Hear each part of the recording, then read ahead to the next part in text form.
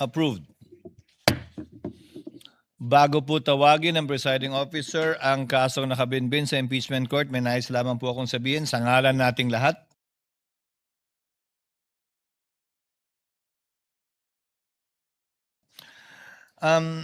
Magkakaiba man ang ating pananaw at bagaman magkakatunggali ang magkabilang panig dito sa impeachment court, may mga bagay-bagay na dapat pinagkakasunduan at pinagkakaisahan natin. Lalo na dun sa mga napuyat kagabi kakapanood ng TV. At para sa akin ang isa po dito ay ang tagumpay at kampyonato ng ating magaling at magiting na kababayan na si Alex Ayala sa DC Open.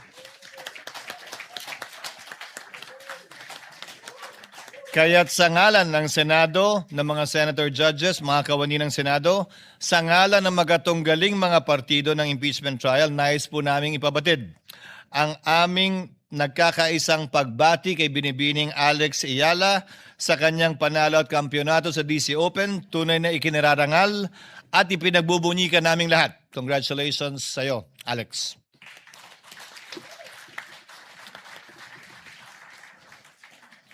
Kaya pag may inaantok po na Senator Judge, malamang nanood kagabi.